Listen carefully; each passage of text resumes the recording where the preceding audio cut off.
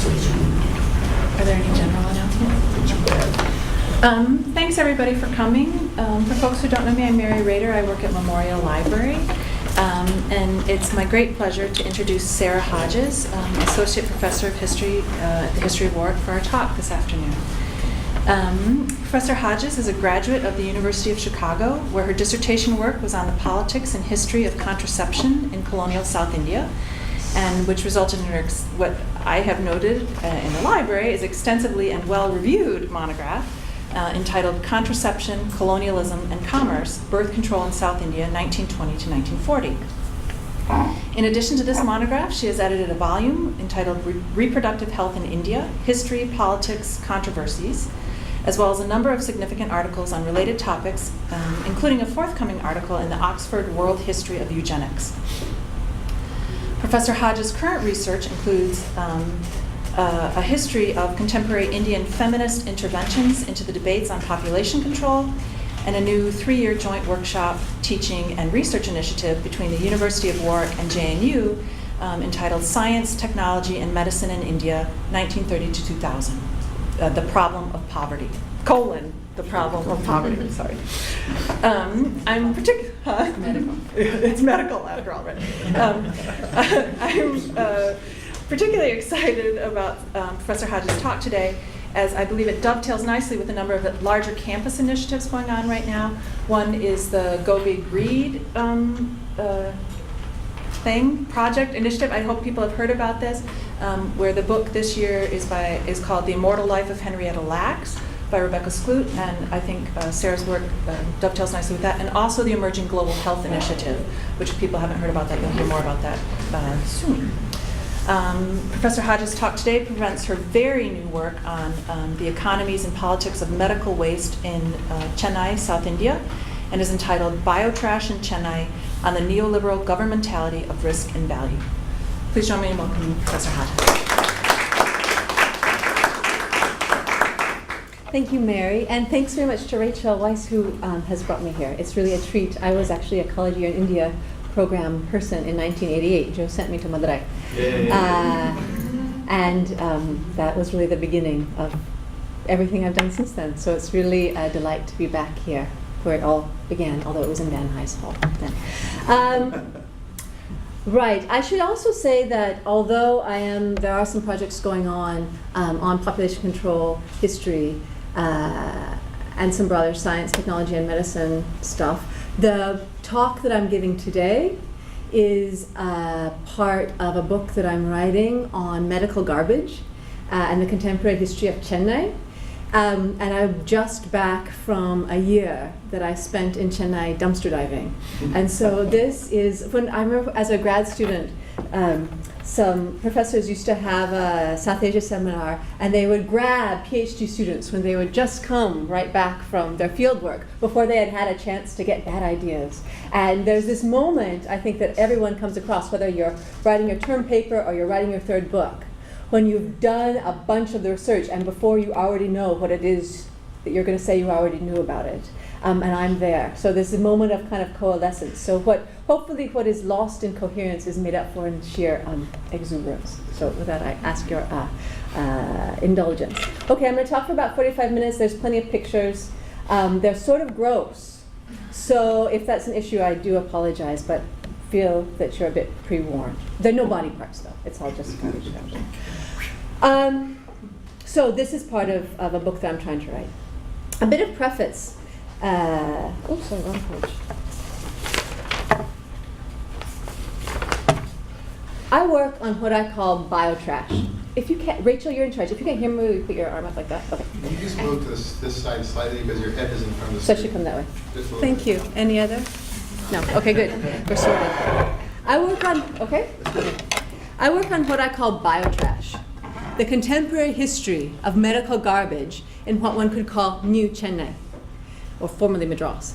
Through biotrash, I investigate the economic afterlives of items routinely discarded in clinical encounters. This includes, but is not limited to, things like used syringes, plastic tubing, blood bags, pharmaceuticals and pharmaceutical containers, as well as human tissue and fluids. If this work is part of what I think of as my current project to write Chennai's Biotrash Chronicles, then maybe we can think of this as an early version of a chapter that might have the heading Strange Commerce. And in the style of old books, we can follow it up with a further elaboration, which might read something like, wherein Sarah begins to wonder if all syringes in Chennai today aren't in fact neoliberal pricks. Sorry. I started this work, which makes a rupture of sorts with my earlier research topics, in large part because I started to think about medical garbage in a job where I had to be advised, not where I am now, at previous university, where I had to tell people what to write for their term papers. And I made, so you always had to have in your back pocket X numbers of topics that might work for the class.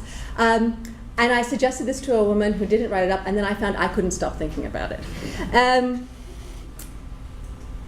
So in a sense, topics choose us, I think, as much as we choose them. So I've been gathering material about this for a few years, and this is really the first kind of moment to bring things all about together, having been there intensively for a year. The end products of this research are some articles, but mainly a book that the provisional title changes every day, but currently it's Biotrash: The Bodily Economies of Medical Garbage in the Making of New Chennai. And here's my pitch. At the heart of this monograph lie two investigations into the traffic in medical garbage in contemporary Chennai. One, the recovery of used discarded medical plastics, and two, the recovery and banking of umbilical cord blood-derived stem cells. Through these two investigations, corollary investigations, I trace the paths crossed by and hands through which medical garbage passes on its journey from waste to resource. By investigating both the low-tech and the high-tech waste economies of medical garbage within a single frame, this book uses Biotrash to interrogate a largely celebrated chapter of recent Indian history, which has seen significant economic growth alongside new policies of market liberalization. What Biotrash helps with is to illuminate both the central role of biomedical science in the making of a new global India, as well as to illuminate the sinews that connect India's recent success to its constitutive underside. In particular, Biotrash demands we witness the auto-commodification of health as something augured in by contemporary healthcare, in which health is as much something to be bought as it is something which can be sold. And in this work, it is less my aim to marry my identity as an historian of modern South Asia with my identity as someone who does science and technology studies or the history of medicine, but rather to show how, on the one hand, the contemporary history of Chennai, if not all of India, cannot be separated from the contemporary history of science, technology, and medicine. And on the other hand, how we cannot understand the contemporary history of science, technology, and medicine without also understanding the central role that India plays within the unfolding of that story. So what follows is a tale of Biotrash, my dumpster diving chronicles. And this talk is not about stem cells and placenta, so I'm sorry if you were hoping for that. That's not it. I'll spend the first chunk of the talk simply describing with some illustrations what I've been up to, and then I want to end by talking through a series of questions or problematics into which to fit these, I think, most awkward findings. So, this first bit is called Looking for Medical Garbage in Chennai. A bit of preface in terms of my research conditions. Part of this talk outlines Chennai's illegal trade in recovered biomedical waste, but my research was never a cloak and dagger operation. I don't conduct covert fieldwork. In any case, even were I to try, I would fail. I am not stealthy. I cannot move unnoticed through Chennai. I do not pass. Instead, this research material is available because people in the business of biomedical waste recovery are willing to talk. What I have found has not been hidden. Okay, so Chennai's biotrash business. In this biomedical recovery work, there are several types of frontline workers. One set of itinerant workers route through open garbage on the city's streets and in its municipal dumpsters on a daily basis. Through this work, they collect, among other things, items discarded in clinical encounters with resale value. Generally, this means disposable plastics like syringes or glucose drip bags with tubing, as well as empty medicine bottles that small and medium-sized clinics throw out, mixed in with their general waste. In addition to these street-based workers, another similar set of workers, in terms of their marginal social and economic status, are located near the city's major dumps in Korangiur, in the city's north, and in Pallikaranai, in the south of the city. This latter group works the sprawling 350-acre dumps and recovers biomedical waste mixed in with the general dumped waste. Both these sets of waste workers sell their gleanings, including biomedical waste, to large scrap dealers who are often part of the domestic waste economy. They buy things like broken buckets, newspapers, and beer bottles. Sorry. Okay, so there's some people sorting medicine bottles. There, same people. And these would be people who would live quite adjacent to one of the big dumps. In the case of these people who sort rubbish that comes out of the big dumps, or that is recovered out of the big dumps, general waste is sorted in these houses adjacent to the dump and then sold on. In addition to general scavenging, much biomedical waste recovery happens within hospital compounds. And in this instance, biomedical waste recovery in Chennai bears a strong resemblance to Chennai's general household waste recovery business. Like households, hospitals, or hospital staff hang on to specific items in anticipation of visits from buyers who are associated with scrap wholesalers. Here's one instance of how one large hospital in Chennai organizes it. So, and here's a little. So these are actually pictures I took. There's a kind of overpass, and the quality isn't brilliant, so I apologize. There's a overbridge, and from the overbridge you can see into one of the very large government hospitals' main waste dumpster in Chennai. Now, this guy lives behind the hospital and basically has kind of established his rights to go through the hospital dumpers and take stuff out. This guy is actually someone whose job is to go inside the hospital and bring the, what they call in England, wheelie bins, you know, like the big sort of, what you would have at your house as a big garbage thing that the city would take away, or rather empty. His job is to go in and out.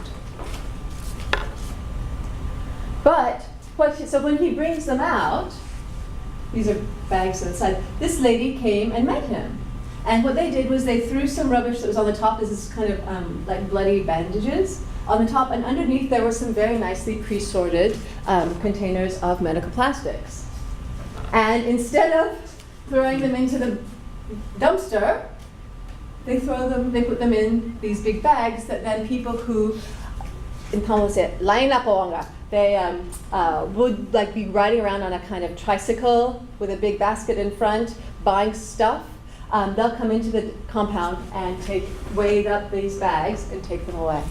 So they very nicely dumped one in that, and she also lives behind the hospital and sorts the rubbish with the older guy. And he emptied both ones and took them back into the hospital to get refilled. And she nicely sorted out her the rubbish with pre-sorted resaleable value and put it to the side in anticipation of this fellow coming. Scrap buyers come regularly into hospitals and have set amounts that they will pay per kilo of plastic, for example. In turn, these buyers who come into hospital compounds to purchase and remove biomedical waste sell their takings to larger scrap wholesalers. These larger scrap wholesalers operate warehouses, which vary significantly in size, in which they employ daily laborers, generally women, to sort the waste into various categories and colors. And here's some people doing that. So this would be a kind of big go-down, basically outside, rather more outside the city. Mercy Plastics. Often they're run by Christians, but not entirely. Christian delegates generally. And so it gives you a sense of the scale, right? So all the scrap doesn't fit in the go-down. It's a huge operation. And the ladies whom were in this slide, you can see there's a couple more back there. They would sit and basically, segregate the waste. And here, in order to grasp the extent to which hospitals augment the biomedical waste recovery business, it becomes important to spend a moment outlining the emergence, starting in 1998, of a regulatory regime for biomedical waste. And this is now what operates in India, called the Biomedical Waste Management and Handling Second Amendment Rules of 2000, originally introduced in 98, of the Government of India's Ministry of Environment and Forest. So in Chennai, many large hospitals, both public and private, have complied with these regulations in a manner that, while partial at best, I must salute as creative and effective for their own bottom lines at least. This partial compliance has produced a new set of paths for the recovery of biomedical waste. These official rules define biomedical waste as, quote, any waste which is generated during diagnosis, treatment, or immunization of human beings or animals in research activities pertaining thereto, or in the production or testing of biologicals. It's very broad. It's whatever you use and throw away, basically. The rules require hospitals, among other institutions, like labs, to segregate and dispose of their biomedical waste separately from their general waste, right? So biomedical garbage is special. And the idea behind its specialness is that it's effective and dangerous in specific kinds of ways from which the general public needs to be protected. But the hospital's techniques for dealing with this primarily involve hospitals contracting with a specialist biomedical waste hauler who often supply the materials needed for on-site segregation. So they'll give you the bags that you have, different colored coded bags that you have to put them in. I was actually going to bring them for show and tell, but then I thought, as it's America, I would have had to have you all sign a waiver form. So you have to imagine. And they also take this segregated waste away in principle and dispose of it, again in principle, in remote sites outside of the city. These biomedical hauling and disposal firms generally charge hospitals a bed per day fee. So if you ran a hospital and you had 40 beds in your hospital, I would charge you as the waste contractor 44 rupees per bed per day to take away your waste. So it's really a significant amount of money given that the intense concentration of hospital beds that there are in Chennai.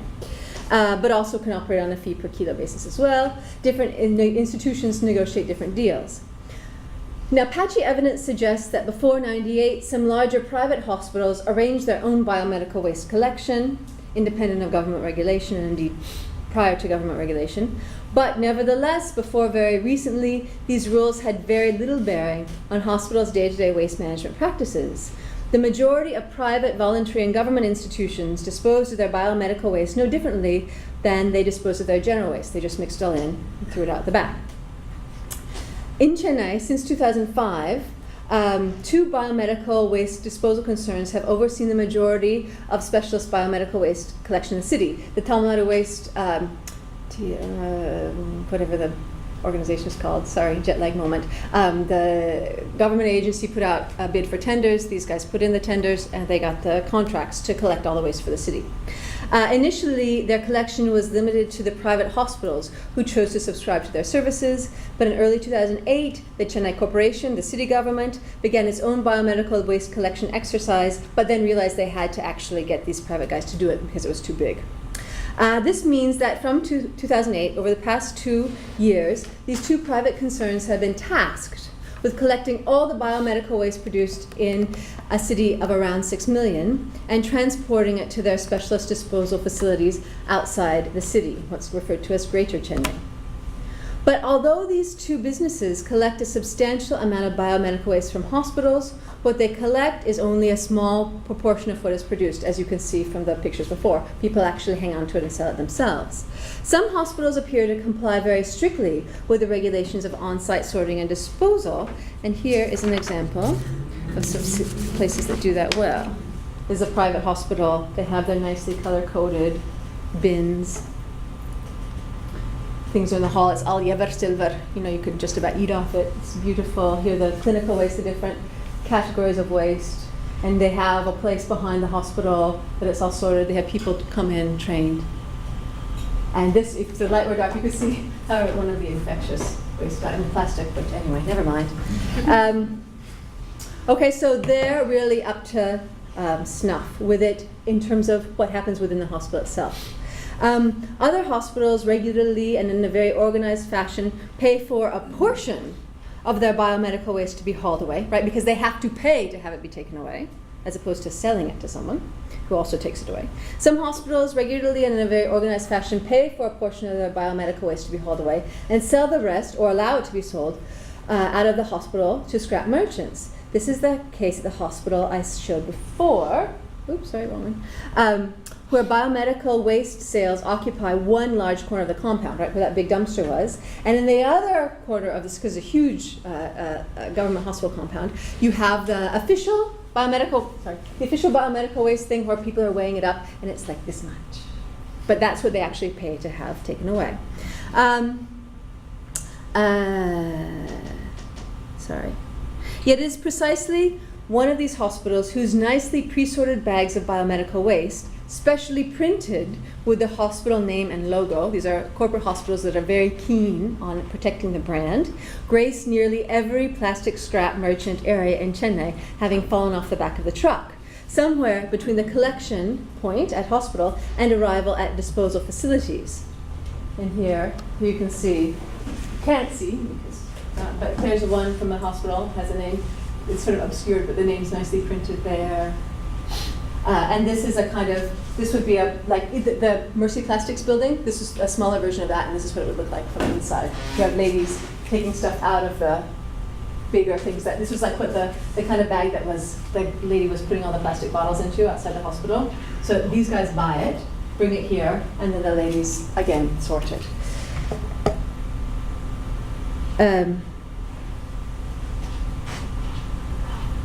Right. This is the case of the hospital I showed before, where the biomedical waste sales occupy one large quarter of the compound, and the biomedical waste collection and weighing area occupies a much smaller area in the opposite compound. Sorry, 1 second. 26, 27.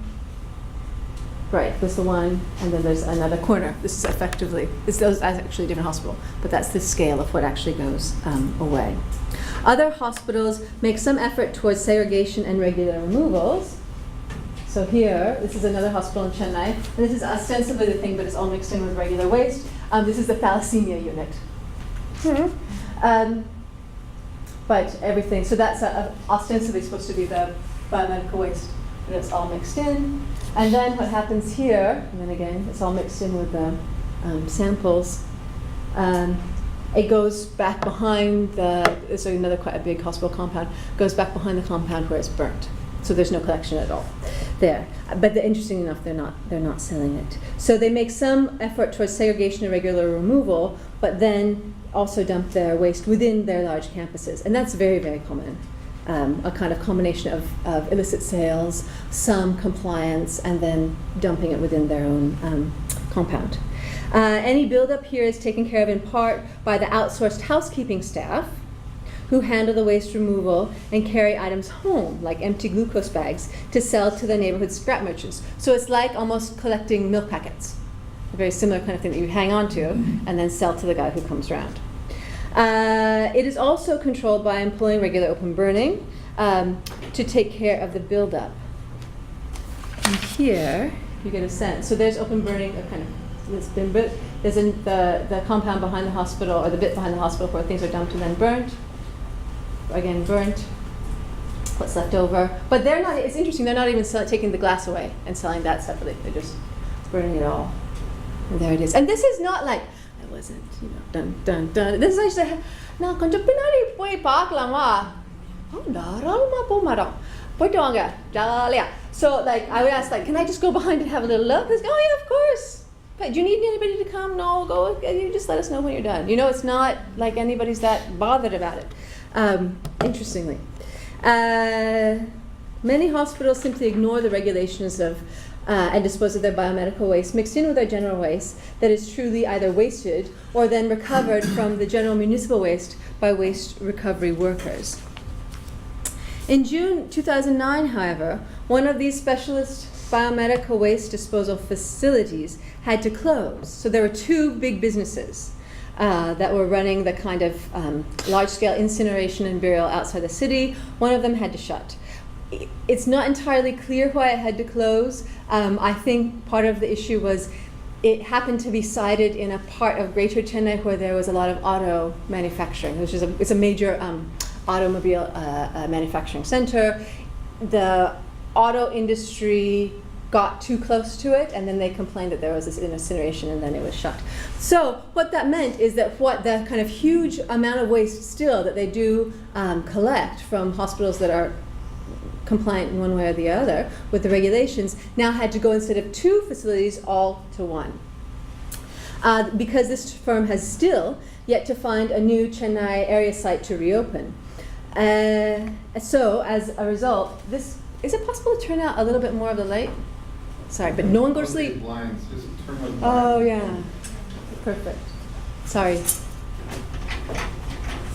So this is a place that's actually located in a forest reserve, technically, Kappakardu, outside of Chennai toward Chengalpet.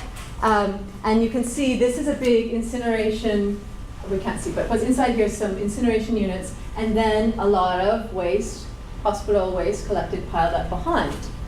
And what's interesting, what happens there, the overflow gets transported to these other facilities like this, sometimes here and sometimes to ones in like Salem, which is about an 8-hour drive from Chennai, so really quite far away, where they operate other disposal facilities there across the state. So the one facility still operating for processing Chennai's biomedical waste has developed creative strategies for dealing with its own medical waste that it agrees to process, as well as the overflow received, that is the percentage that actually gets there. Like the strategy of hospitals to send a plausible amount of waste away with the biomedical waste haulers and to sell or allow to be sold the majority of it for scrap, the biomedical waste disposal facility does process a measure of the waste received. They have to log, they turn the incinerator on and off. Some of it is autoclaved, which is like sort of steam cleaned, shred and buried in deep pits. Some of it's incinerated and the ash is again buried. But the other major activity, and I would say it's probably the major activity at this facility, strikingly resembles the work performed at scrap dealers' warehouses.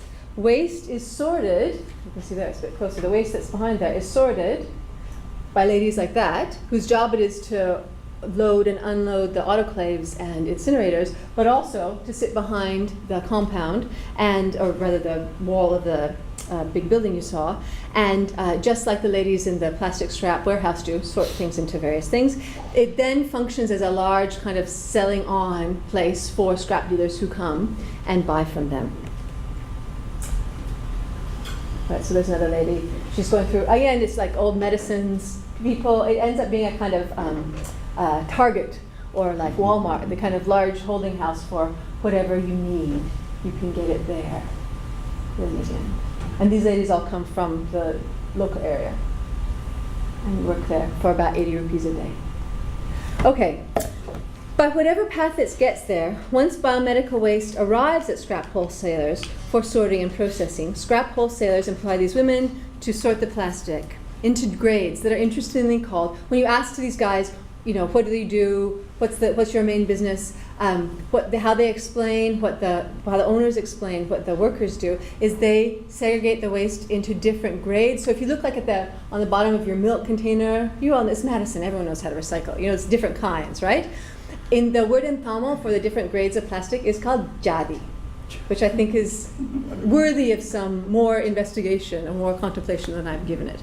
So they segregate it into different jadis. Different waste wholesalers know different kinds of jadis. So some guys only know 75. Other guys know 225. But they know because each, then after them, another bigger guy will specialize in only maybe 5 jadi, because they then get shredded, made into little pellets that are called danamani, which is actually agricultural term, like little pieces of grain. They get ground up, then melted down and made into these danamani that are then made into more plastics, things like this or whatever.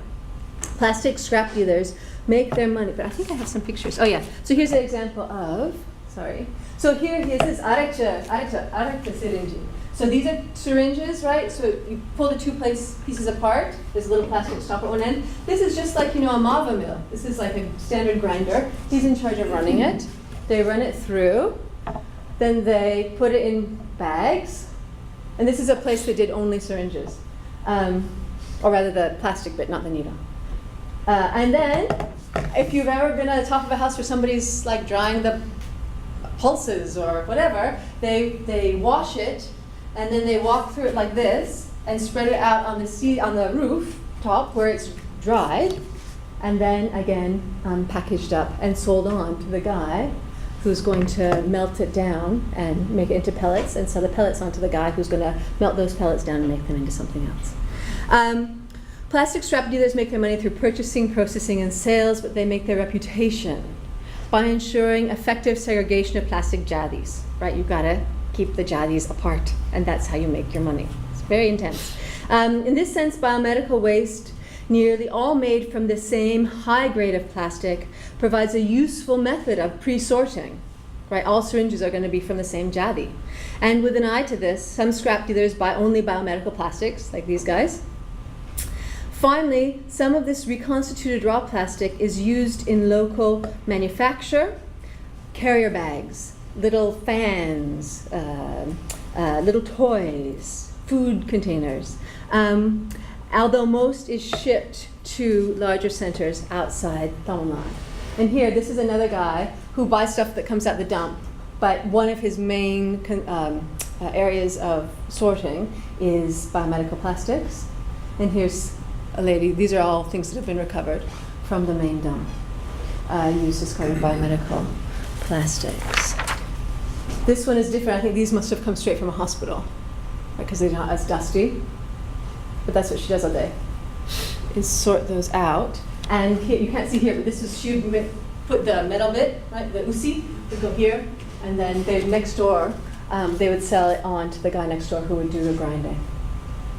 And these are guys who make fans. So this is in a couple of streets over from this lady, all again still very near Kurangiyur. They're doing fans and little funnels. And these guys make more money. They make about 150. This fellow in the yellow t-shirt, he'd make about 150 bucks a day, as opposed to 80 or 90 you'd get for sorting.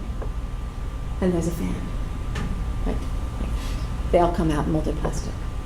And most of these guys have been sorters themselves. So you can kind of make your way up. It's a very interesting, for people who are interested in kind of small scale, informal economic units, this is certainly a model that one sees quite a lot. Right. Now, what's interesting for me is that, and I think that's the last slide, so could I have lights again?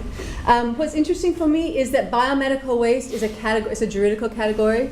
It's a category of the state. It's not a category for this guy or for these guys, or really even for them. It's useful, but they're not bothered that it's biomedical plastic. They're bothered that it's one jadi, and that they can know what they grind down, then they can sell on.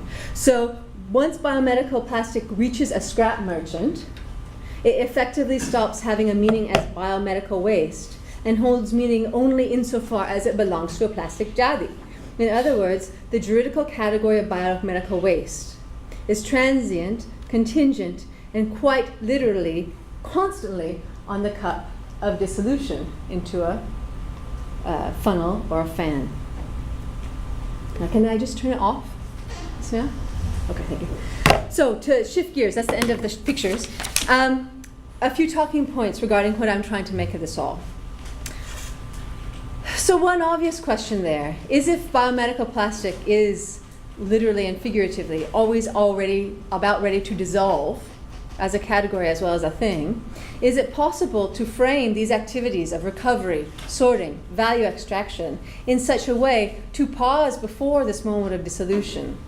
Is it possible to resist the plasticity, as it were, of used disposable medical plastics and intervene to make some sort of sense of what all this tells us about anything other than the world is going to hell in a handbag yet again? This is distressing. A frame must be imposed to resist the great meltdown. And there are a number of frames that I'm playing with currently. One is history, the other is commodity, and a third one that I want to talk about at the end is the question of governmentality of this. Okay, so Historyland. One big frame about what I do with this as an historian is about thinking about a history period that we could consider to be 1980 to 2010, a 30-year period. I have a lot of conversations. I think history in Britain is probably a little more conservative than it is in the US, and I have conversations particularly with early modernists that say, how is this history?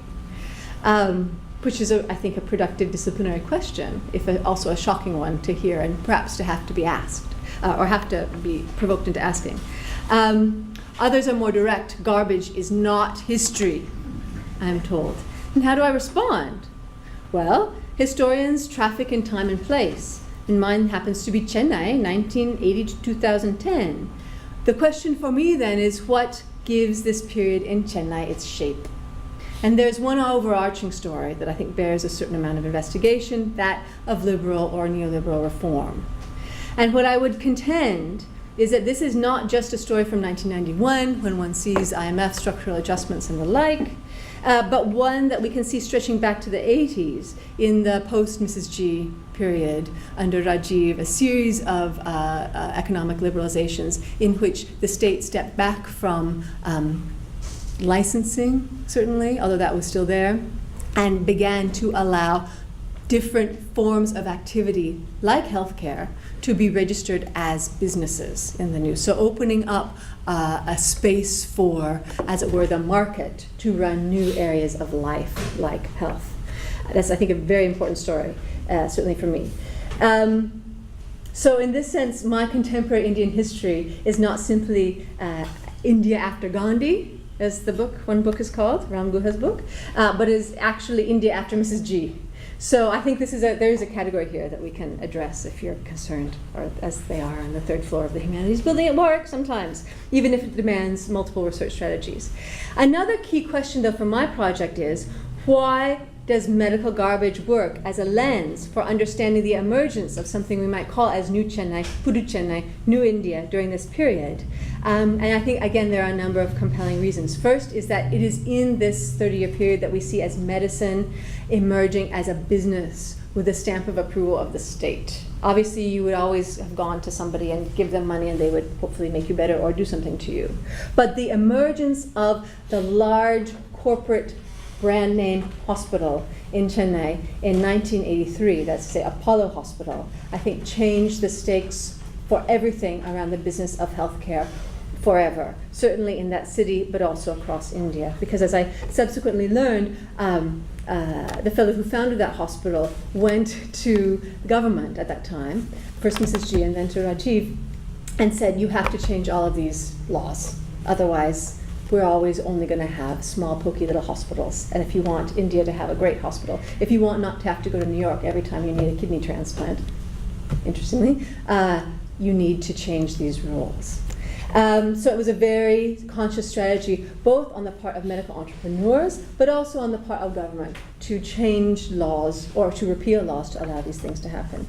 Madras, as it was called then, certainly has been recognized as a center for medical excellence since really the early part of the 20th century.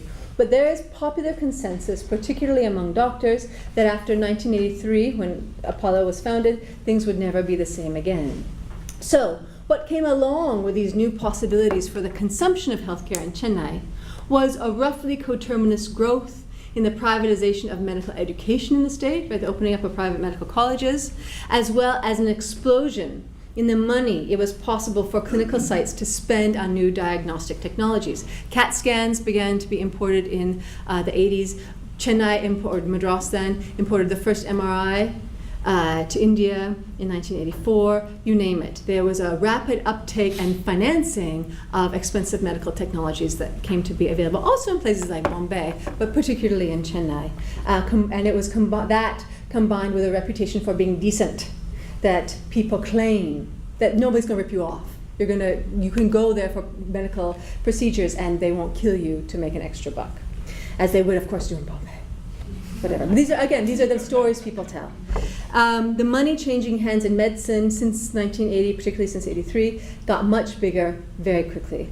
Healthcare infrastructure also grew in the state, but that's not that's not as striking as it is here. But in the 1980s, the government of Tamil Nadu had a huge project of building healthcare centers and sub-centers.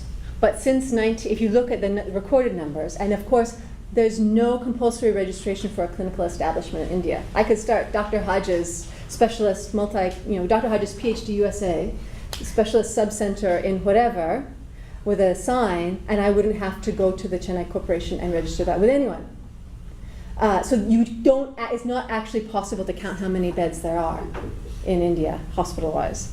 But what you see is that there's a huge growth in different kinds of surveys that the government is undertaking in terms of how much people are spending on money, and there's no growth since '87 on government hospital beds.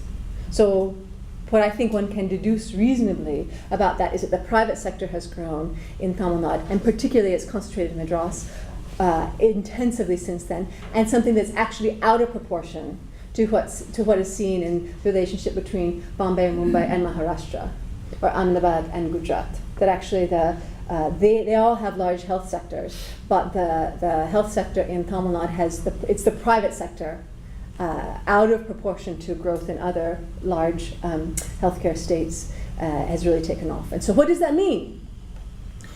It's one of my questions. Another question. So one is medicine as a business, the emergence since the 80s. The second, I think, phenomenon that bears a certain degree of investigation is a change that we can see from the idea of territory being land to space being mobilized juridically as the environment. And here's what I mean about that. In 1982, we see the emergence of the Tamil Nadu Pollution Control Board, which is the agency I couldn't remember the name of before. My fledgling hypothesis and we see the establishment of pollution control boards across India. In the early 80s, my fledgling hypothesis about understanding this otherwise completely incomprehensible body charged with enforcing biomedical waste regulations in Chennai is that it legitimates contemporary governance. That's to say, between us, the PCB does nothing except take bribes. And allow people to operate effectively unregulated. So when I look at what the real knock-on effect has been of the emergence of regulations to address biomedical waste, one has been the PCB making a lot of money for not enforcing the rules and for making a relationship. The other thing they've done is made a lot of money for having given the contracts out to these two companies, who also make a lot of money, both because they're able to be paid by the hospital for taking waste away, and then they sell that waste, so they earn at both ends. Okay? So what is the PCB doing then? Is it a question, as they have in like political science land or policy studies land, of lack of enforcement or lack of political will or whatever? I think probably not. I think that what the PCB does is give a legitimacy to the government, because you have to take care of an environment. You can't be a legitimate government unless you're somehow taking care of the environment, and that's what the PCB does. It somehow appears to be taking care of the environment, which before just used to be space. Purampoku, empty land that nobody was in charge of and people sort of had common rights to, right? In a sense, the enclosure of the commons in this sense is the invention of the environment, of which the government has notional responsibility, but from which the government can make a substantial amount of revenue by selling off the rights to manage it. Okay, so medicine is business, territory becomes the environment, and 3, the rise of the kingdom of plastics. And here, if I have a little bit of money, time to put in, one of the characters, you meet such characters when you go dumpster diving. And one guy I met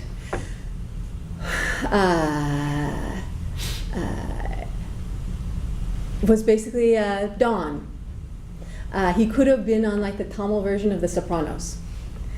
So, where have you come from? It's like, who are you? And of course my story was, hi, I would always go in, hi, here's my card, my name's Sarah Hodges, I teach history at the University of Warwick and I'm studying garbage. Like, you poor thing, sit down. It was such a bizarre, totally implausible story that it's like, oh, history, couldn't you like do a subject that is at least, you're a white person, you should be doing something better than history. Secondly, like you're white and you're not even from America, you're from England. God, have a cup of tea. So this guy, I would go and park my car my research assistant, who would be the one who would get me out of the house. Because I was like, oh, I don't want to go to the dump. Okay, we'll go. And then we'd be driving around, self-driving. We'd be driving around in these places that aren't like really car-friendly. Mostly people are walking or going on cycle, or there'd be lorries in the big road. So you figure out where are you going to park. It's not like there's no parking places. It's like there are no the streets are not meant to park on. So you always, after one bad experience, I realized I had to have a little negotiation. Is it okay if I keep the car here? Oh, okay, madam, enjoy.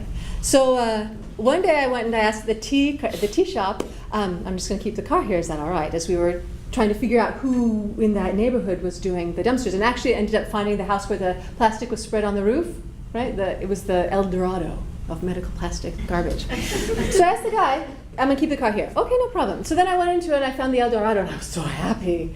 And then this guy comes in. What's your name? It's all in Tamil. My name's Sarah. Who are you? I come from England. Huh. You live in Madras? Yeah. Where? Adyar. In Adyar where? Gandhi Nagar. In Gandhi Nagar on what street? Second main road. Second main road, what number? 1? Is a house or a flat? Flat? What's your flat number? 3B? I never had any circumstances, any exchanges like this. He said, you could cause a big problem for us because people come here, they do NGO work, they do this, they do that. They don't do history.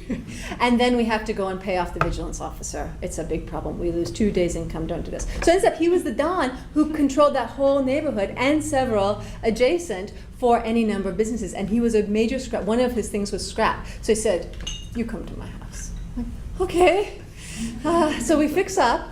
And the next day, or a couple of days later, go to his house. But of course you can't park there. So we had to park in one place and then ask, where is this guy's house? And everyone knew him.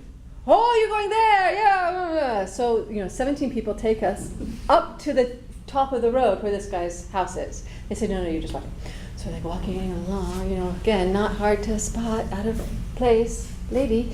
And we get to the bottom of the steps in this one lane.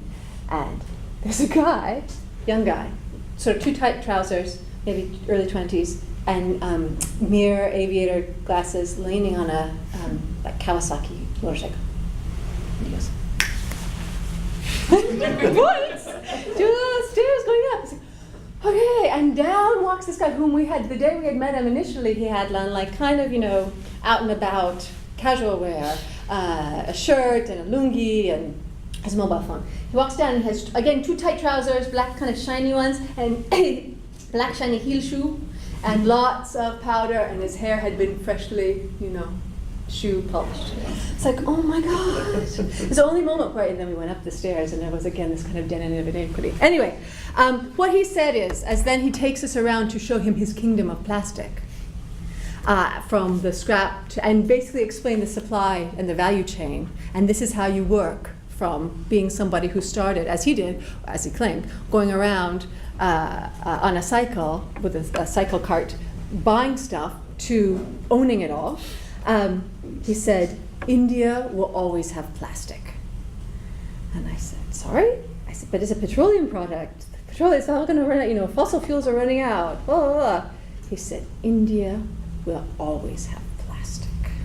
India will be number one, because we will never let our plastic disappear. So it was this moment in which the neoliberal ideology of economic growth upon growth upon growth was in India, because in India was a land of garbage. You were never going to run out of plastic in India because we would never let this. This is the kind of fantasy, that as though fossil fuels were renewable. Well, actually they are, because this never goes away. So it was this great sort of fiscal growth forecast buoyancy, all outside of the purview of the state. So the rise of the kingdom of plastics is basically what he was calling it, and he was indeed the king of that kingdom, is on the one hand a post-war story, because this is in terms of the history of technology of plastic, this is when it all comes up. But it's since the 80s that the use of plastics has exploded, and concurrently that India has never been short of recycling. But if anything, garbage has, I think, increased rather than decreased. And garbage increasing means that repurposing rather, has also increased. And so it's, plastics, I think, is this wonderful moment in which the fantasy of constant economic growth and why India is going to rule the 21st century come together, completely outside of anything that Manmohan Singh would have ever said. Right? This is the Dawn saying it. Not Dawn, but Dawn. And the popular history of science point is a new turn in the history of the South science nexus. After the 1980s, that's to say the global South, after the 1980s and particularly into the 1990s, the valorization of science took a new turn in the South as people became able to get rich from science in ever-increasing numbers through BPOs, business processing outsourced units, medical tourism, commercial research, and particularly commercial research into biotechnologies. So Chennai as a scientific place, the stereotype about Tamils all being always already scientifically inclined has again dovetailed in a very different way in the sort of high end of science as being forever and as being the way forward, certainly for Chennai and Tamil Nadu. A final frame, I think, for biotrash is how it resists and explodes much policy formulation. I mean, biotrash is an awkward, the recovery and repurposing of biomedical plastic, I think presents some awkward material to people who are concerned about the environment and are very keen to see recycling take off. I think this is an instance in which we have to question whether recycling is a solution, which I think we have to question in any case because it's a market-based strategy as much as any other are, or actually creating a whole other host of problems, or rather bringing a whole host of social and economic inequalities to the fore in a way that recycling is generally seen to be kind of cost neutral and happy for everybody because it makes the environment, which is a public good, a better place. So if waste is a problem because we consume too much, which is one story, asking Chennai's residents to consume less healthcare, to accept fewer childhood immunizations, for example, is a fraught task indeed. Right. So the policy suggestion of an organized large-scale recycling of medical garbage, I think we would all agree, is not acceptable due to the inherent health risks to waste workers. Finally, I think even Larry Summers would pause before he recommended medical garbage recovery work as a livelihood solution, both to grinding poverty in the global South and to the environmental perils faced by the global North. But I don't do policy. Okay. Finally, the strange commerce. Coming back to the strange commerce and governmentality question, and I have an eye on the time, but I'm really going to be done by one. Particularly as it intersects the frames of contemporary history and histories of the rise of consumption. On the one hand, probably to most people listening here today, there is something stunningly obvious about the rise of the business of biotrash. It's a familiar, if problematic, set of work practices to hang on to stuff and then sell it to the guy who comes by. But on the other hand, I do think that biotrash gives some potent food for thought for puzzling through not just the implications of an emergent health consumerism, but also what the commodification of health and its own governmentality might mean and how it might be a useful concept to think with. And here's what I mean by that. Mapping the waste economies of biotrash in Chennai does not produce simply a set of paths by which one can chart the progress of waste. It's either converted into resource or it becomes truly wasted. Rather, this mapping refers distinct value chains or people who labor under distinct conditions across multiple striations of global capital. Their labor revolves around a diverse set of objects, that acquire value through specific transactions and in specific markets. This mapping also reveals various strategies of governance of both state actors as well as others to address the regulation of biotrash as a risk economy as well as commercial regulation. So the governmentality of medical garbage in neoliberal Chennai over the past 3 decades is not accessible through an analysis of, say, health outcomes. It really has very little to do about this. This is not about mortality going up or down, morbidity is going up or down.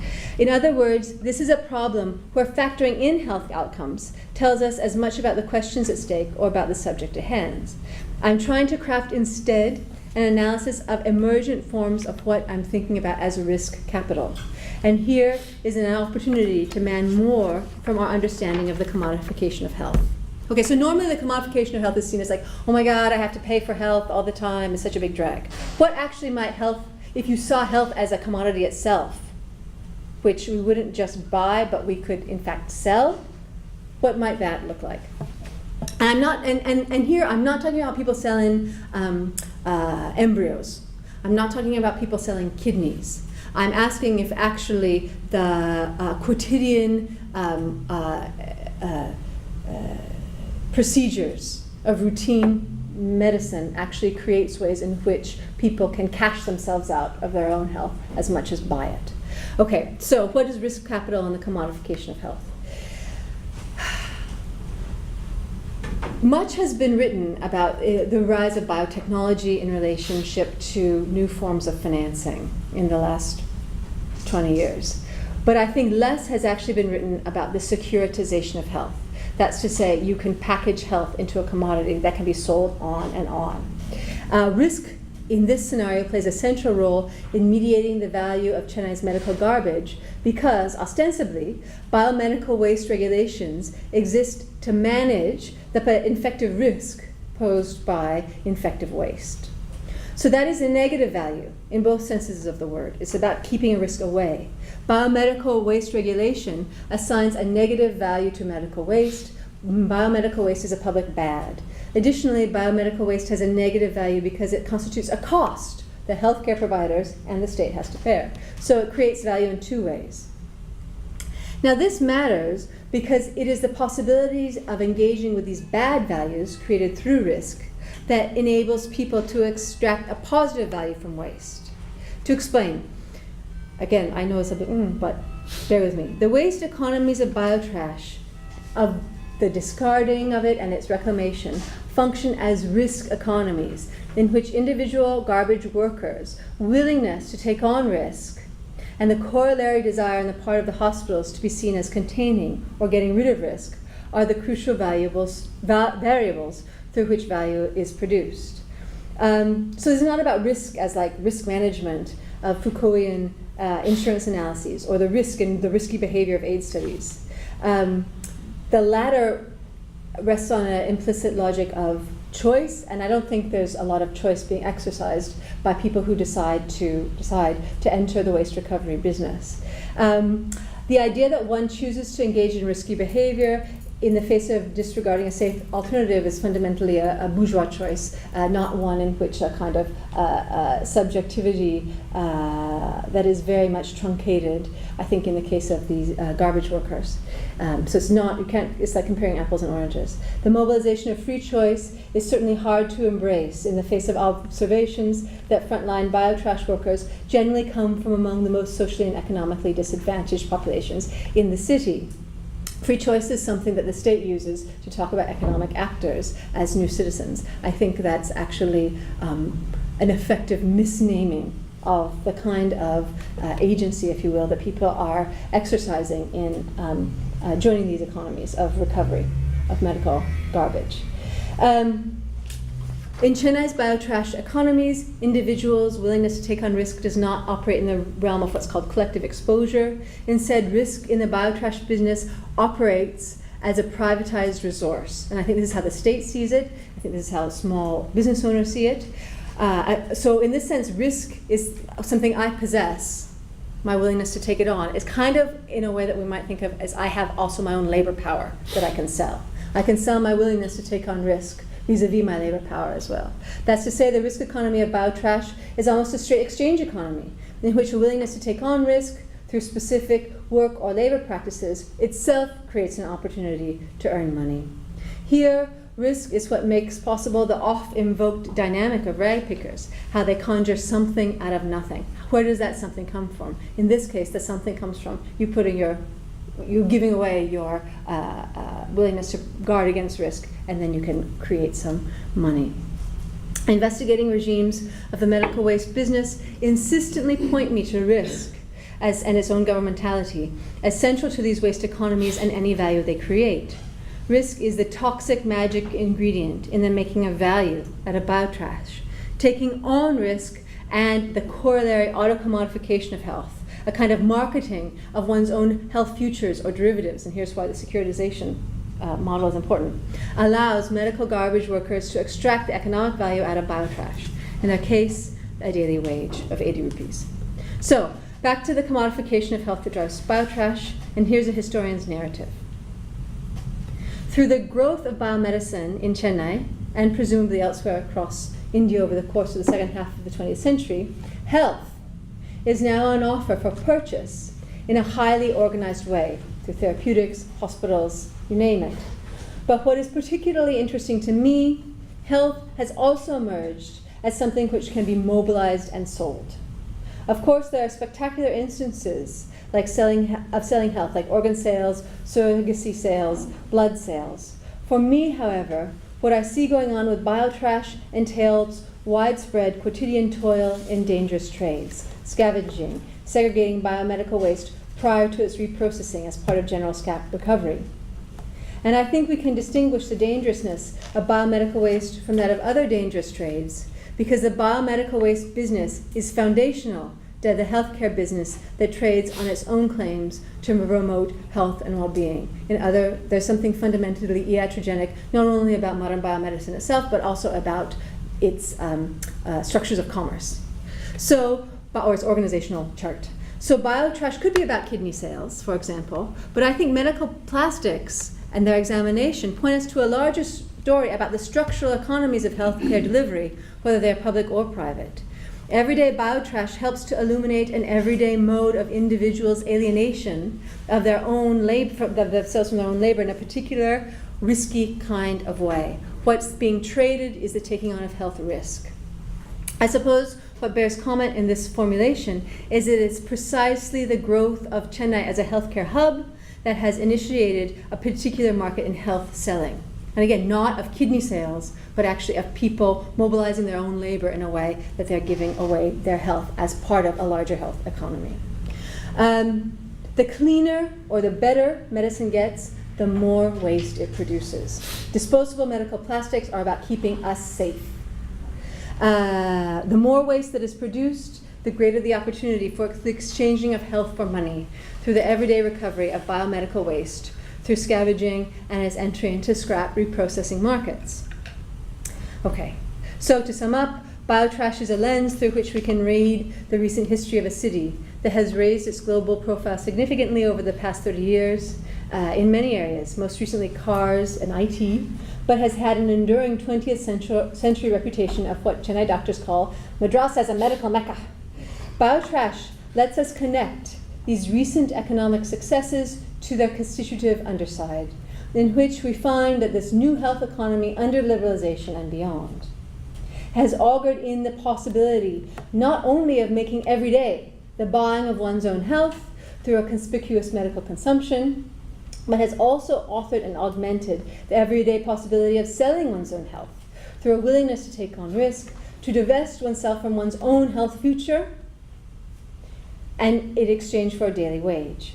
At its most provocative, Biotrash suggests that in the post-civilization oversight of public health, the new role of the state is to maintain conditions that position its citizens not only as clients, but also as subcontractors, and to facilitate these citizen subcontractors in the buying and the selling of their own health. To write a biotrash, then, is to highlight the delicate, the contingent, and the shifting relations between health's governors and its governed, between health buyers and health sellers, and between the discarded and the grasped.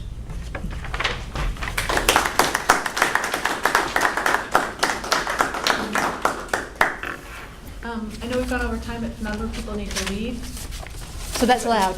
That's allowed. But I think if anybody has questions, Sarah's willing to entertain them. Yeah. To what extent were these people feeling they were at health risk? Was this, I know I'm handling filthy stuff. To what extent was it all peasants handle filthy stuff, villagers are filthy? No, it's no big deal. Yeah, I think, there's two things there. One is that how they're framed by, say, the state as a sort of dispensable population, and the other is what they're doing. I would say that of the people whom I talked to, and these were not extensive interviews because it was always people in their work setting where I was able to talk to them. So it's not that they were shy, it was just brief. because they were doing other stuff. They were and they weren't. I mean, there's been studies done of people's awareness of, say, hepatitis C, which is a big issue here in terms of something that you can catch.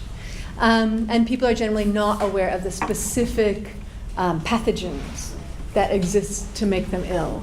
But people were certainly aware that there was a physical cost to this kind of toil that was specifically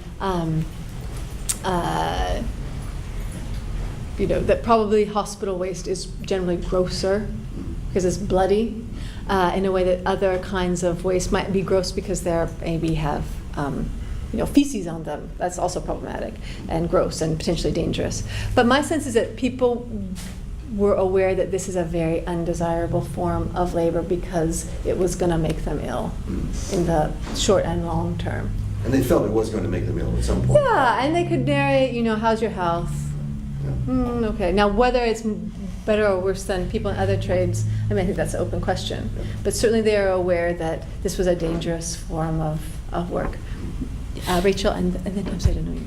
Yeah. So were people sick? I mean, was that part of the conversation that, so many people didn't come in today? No, not like that. But there's a kind of question of general well-being and how are you feeling and how. But also people. These are transient labor populations. So generally, it's women who take on daily wage work during certain periods when they need extra money. So nobody was really making a career. Men would make actually a career out of this because often they would move up the ranks of the value chain. But women were generally only ever sorters. So they would do it for some time and then go away. Now, whether that was due to ill health or not, I think the sort of turnover of labor force is difficult to say. And so was the cleaning process only after the grinding, or was there any cleaning before the sorting? Mm-mm. So the things would get ground and then run through a washer. Again, which is like basically water just being poured over. Yeah. So when you had that one picture of the big scrap house, and you mentioned that often it's Christians who own. Yeah, the Mercy Plastic one, yeah. So what's going on there? What's the history of the kind of community variances? Yeah. Well, I mean, that's a broader question about the political economy of caste and garbage work, I think. And one of the things I didn't do was go around and say, hi, I'm Sarah, what's your caste? For a lot of different reasons. But the guy I was going around with as a research assistant, that was his job. I said, all right, unbill you sus, who's what? And he would. And he was brilliant, partly because he's Dalit. And so one of his abilities as a researcher was to be very unobtrusive, which he clearly linked to his Dalit identity as someone who knew how to be invisible. So there were a number of fascinating conversations about that. Effectively, the laborers were generally Dalit or Vanir, often Christians, but not entirely Christian Dalits. There were the owners of the businesses were generally Christian Nadars. Well, Nadars, sometimes Christians and otherwise not, which is a kind of upwardly mobile merchant or finance community in the south, Bahujan community. So certainly one sees zero change in the presumed caste identity of frontline garbage workers, SCST, pretty standardly. But is that what you're getting at in the religion question? Yeah, I was. So it sounds, okay, yeah, no, that is interesting. I was wondering if it was an older kind of a community that had been Christian for longer. No. Or something, like recent conversion. Not as far as I could tell. And there wasn't a huge amount of, there was more consistency among caste identity, people's caste identities who were either owning scrap businesses or laboring for the owners, than there was a religious one. And also sometimes people would be Muslim, but generally not Christian or Hindu. But for example, in North India, scrap is a Muslim business, so in Delhi, at least.